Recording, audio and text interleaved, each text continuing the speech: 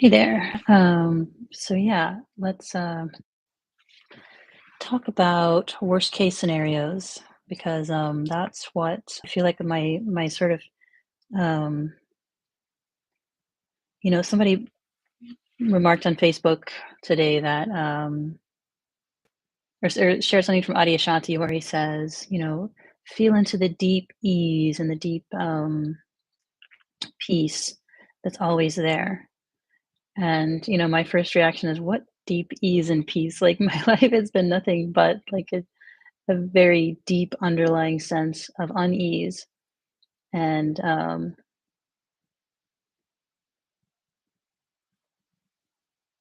and so I'm finally getting to the place where I can see that that's not the bottom of the pool. That's not the base layer. The dis-ease, the discomfort.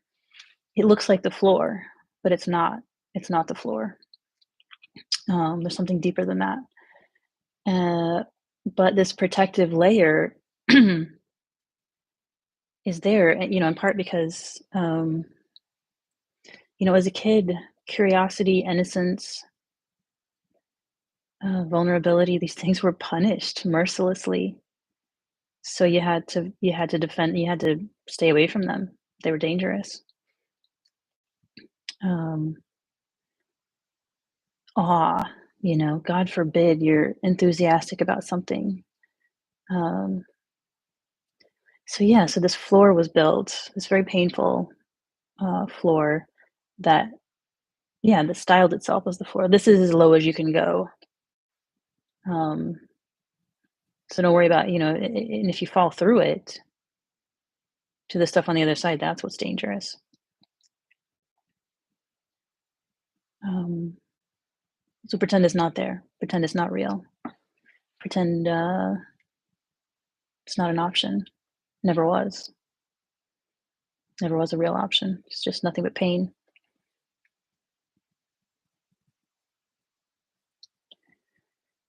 So as I attempt to see beyond that floor, the shadows come up. They all want their moments in the sun, and fair enough, I guess. I don't know. I don't know why the universe is like this, but it apparently is, as far as I know, as far as I can experience so far.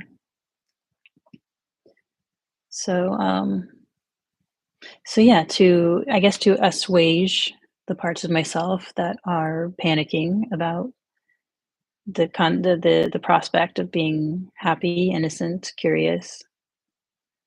Let's talk about worst case scenarios because that's where they tend to go. um, so what's the worst? And I mentioned it in another video that uh, all this self doubt, all this insecurity, whatever, it's driving with the brakes on. It's a waste of energy. So um, of course, driving without the brakes, without any brakes, that's kind of a terrifying image. Um, but that's life. I mean, there's no brakes, there's no cushion, there's no um, buffer except the ones that we make up, and we don't need them. I don't need them anymore. Maybe who knows? Some horrible trauma may come, and it might be worthwhile to pick those defenses back up. But yeah, who knows? That's speculation. That's a thought. Let's stay right here and think about but yeah, speaking of worst case scenarios, you know what? Where did my mind go straight to? Uh, so yeah, worst case scenarios. Once you've kind of sorted those, then it's like, okay, now I can walk into this minefield. Um, that's kind of how my mind works. So why not give it a minute to just honor it for its ability to keep me safe and whole through uh, until now, and throw it a bone. Say, hey, let's talk about it. Let's go ahead. I'm here. I can talk with you about this.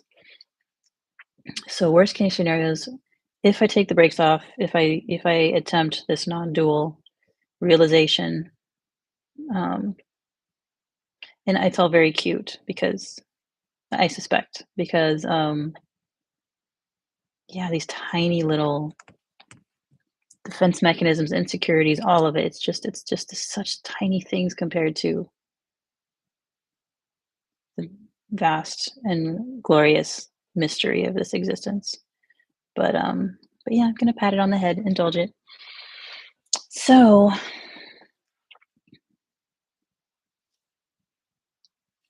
worst that can happen. Um, one thing obviously is the discomfort of having to exist in the not knowing, not my brain not knowing. Because when I was a kid, I didn't know that if I scratched my little sister in anger as a toddler, it would leave a big mark and everyone would think I was a horrible person. I didn't know that. I didn't know I'd get hit for doing that. I had to find out the hard way.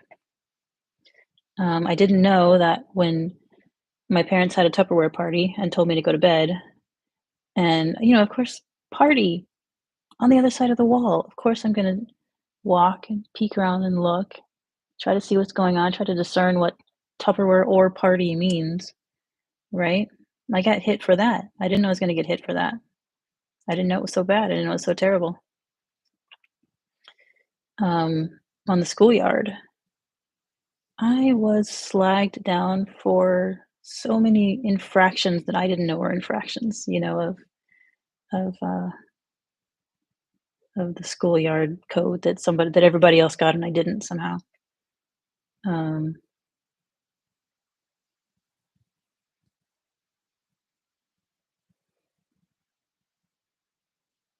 so that the not knowing it feels dangerous. It feels dangerous not to know what's going on.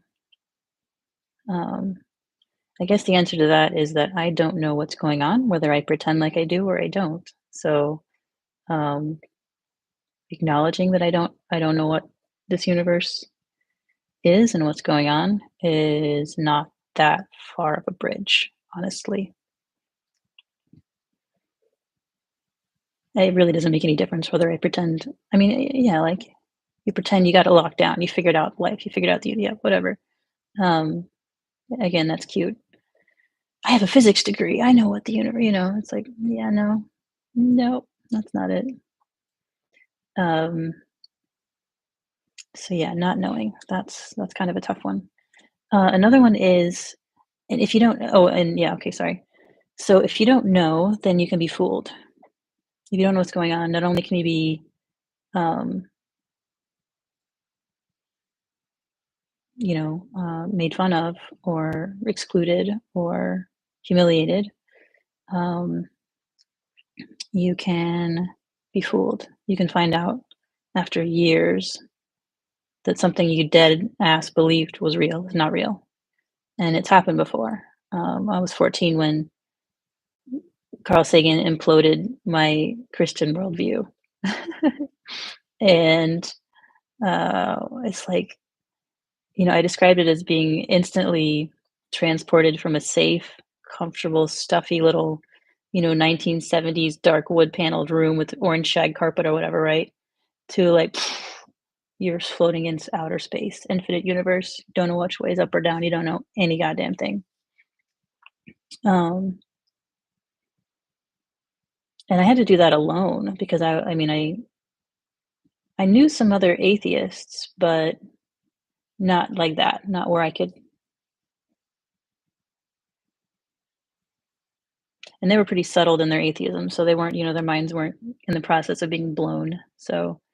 Um, so yeah, the idea that you can just be completely fooled about everything. Um, it's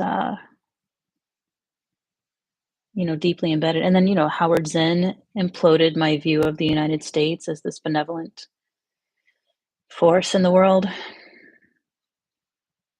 the good guys, the world police. Um, God, learning about all the shit that happened in the 80s when I was a kid, just as for starters. Um, especially in Central and South America. Just hideous. Um, and then it goes on and on and on. So, yeah, you can be taken in, you can be fooled, and that's tough for me. I don't like to feel like in the thrall of somebody else's illusion, which is ironic because that's exactly what we're trying to get away from. It's exactly what non-duality claims to be, the one that's none of that, the one that's not going to fool you because it has no framework, it has no ideology, it has no conceptuality. Although it does, I'm going to make a video about that. I think it kind of has to in a way because you can't talk about it at all otherwise. Um,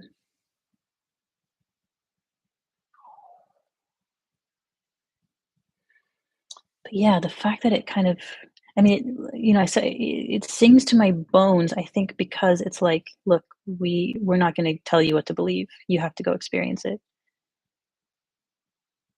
But are they influencing me to? I mean, the brain is so malleable. Maybe saying these particular pointings can just sort of induce an altered brain state, and that's all it is. What Angela just did a video about that. About it can awakening be reduced to brain function, and I understand that awareness is still mysterious, and even if you can, well, the brain is it's not a static. It's a process. It's oh my god, it's so complicated, and sometimes I'm just sitting here like, that can't be real, can it? That can't exist. That can't keep going. That's just gonna shut down based on its own utter impossibility. I mean, it's electrified jelly, for God's sake. The fuck are we even talking about? But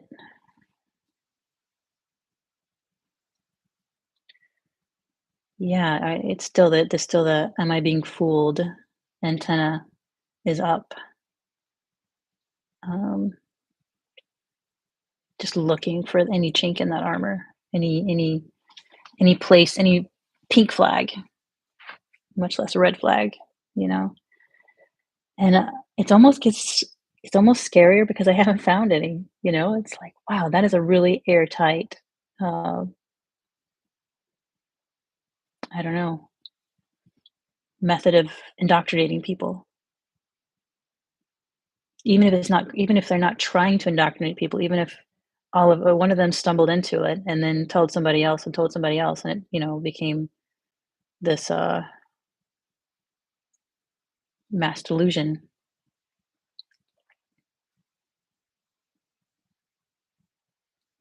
Yes, I'm saying it's not necessarily there's not necessarily anything underhanded about it, it's just not what it claims to be or what it thinks it is. And the answer to that is basically, let's find out. Because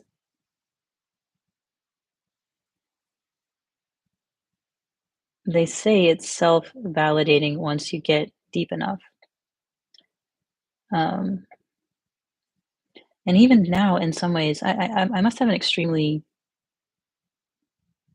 stubborn system because even now, I kind of know that a lot of these objections are just air, they're just noise, but they still hold some sway somehow. Or they still, it's enough where I don't want to just dismiss them. I don't want to just tell them to shut up. Um, Something stops me from just swatting them away. Maybe they're there for a reason. Maybe um, they have something to teach me because, well, I don't know. I don't know. I could speculate. I don't know why, but maybe it's possible they have some. Getting a phone call. I will finish this in a while.